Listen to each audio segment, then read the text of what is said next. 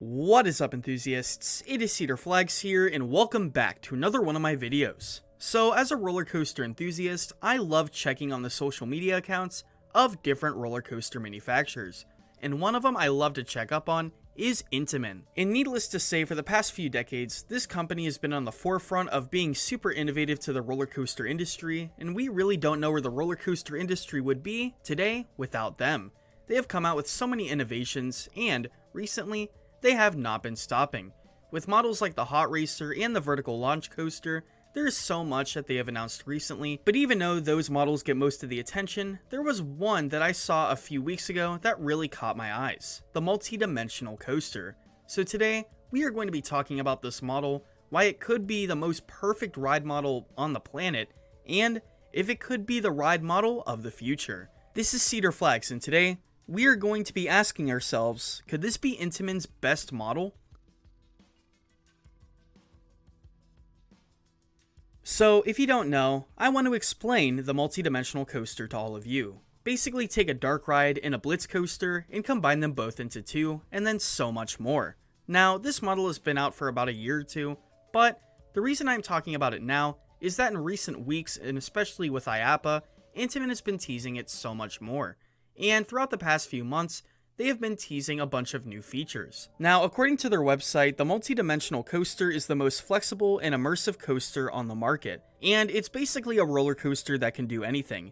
It has spinning cars, it has a thrilling layout with airtime and positive G moments, and it has very unique roller coaster elements that have never been seen in the real world, including stuff like a rotating tilt track. I mean, where else would you find something like that? Basically take something like Hagrid's and put it on a much larger scale. Looking at all of the renderings and what the separate elements mean on this ride could really do absolutely anything. Now, the main purpose of this model, at least according to Intamin, is to make roller coaster theming as immersive as it has ever been. You could be forwards, you could be backwards, you could be sideways, you could be tilting, you could be in every which way, and then some. This ride really looks like the cream of the crop when it comes to roller coaster models, because you have so many models where they could do a certain thing, but this ride can do absolutely everything. Now, with that being said, even though this is a new model, there have been some recent inspirations of this model.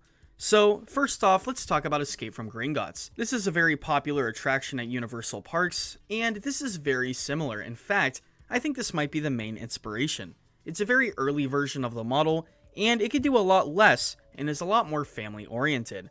Think of that on a much larger scale. So let's get into it. I thought of some parks that I think could be very good examples of the next contenders for these, and maybe some parks that I could see not getting them. Let's get into the parks.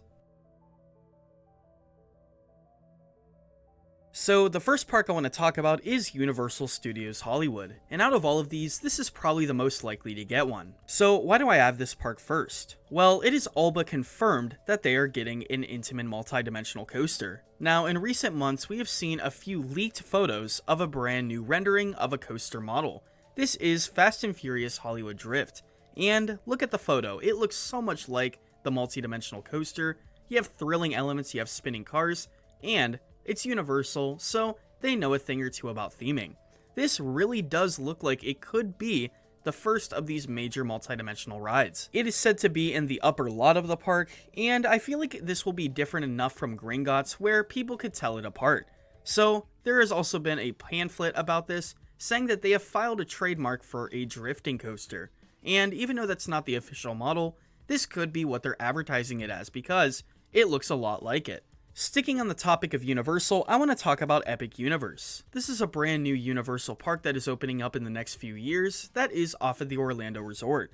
And let's just say that Universal sometimes adds clones or near clones of some rides, like Revenge of the Mummy, Escape from Gringotts, E.T., Forbidden Journey, and many, many more. So what if when at Universal Hollywood gets this, Epic Universe can get it as well? And the two major examples of multi-dimensional coasters could be at sister parks. I'm really thinking of making a video on this topic alone because Epic Universe has so much to be desired. And honestly, I think this would be such a good fit there because that would limit some surrounding parks from competing and making something too similar.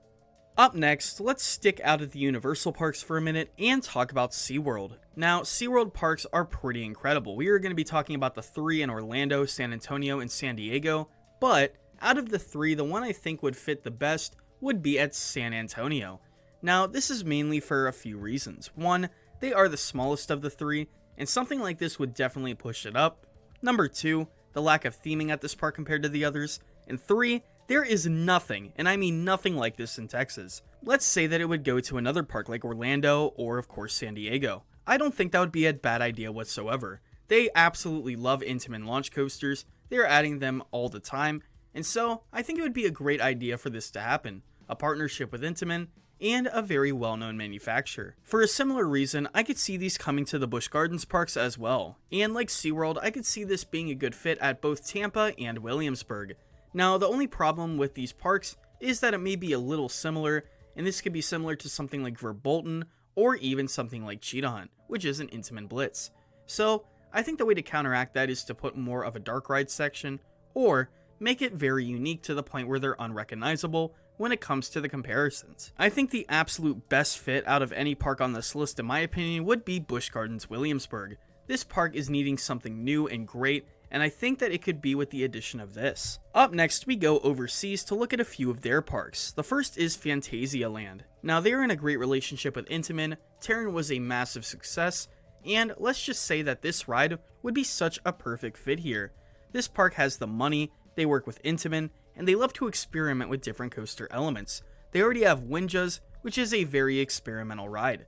This park loves to be unique, loves to be different, and it would be even better if this ride opened up with its brand new area. Another selection of parks I could see this coming to would be the Merlin parks, specifically the major European parks like Gardaland, Alton Towers, Haida Park, etc. So why is that? Well, they have worked with Intamin, like I said, they have the theming, they have the budget, and they want to make the best in every project. Every time they open a brand new coaster, they embrace it and put it to its full potential. And so, I think if they added this, it would be one of the best coasters in the world. Finally, I want to talk about some parks that I don't think will get it, and I really think out of all of them, these are the least likely. Of course, we have the main contenders, Cedar Fair and Six Flags. They don't work with Intamin anymore, and they are more of the budget chain. This ride would probably cost in excess of, let's say, $40 million, and they would rather spend it on something more traditional. Another big company I would not see would be Disney. Looking at a ride like Cosmic Rewind, it looks like the Vekoma spinner can do just as much, but on a family-oriented level, and I don't think they want something as thrilling as something like an Intamin Blitz. So, more Vekoma spinners it is, no real complaints there. The final park I want to look at that I don't think will get it is Europa Park. You already have a spinner in Euromir, you already have a launch coaster in Blue Fire, and none of their coasters are by Intamin. So, I think that's off the table as well. So what do you think of this coaster model? Do you think that it will be a massive success? Let me know in the comments below, like and subscribe. We are so close to 14K. But until next time, this is Cedar Flags and I'll see you all later.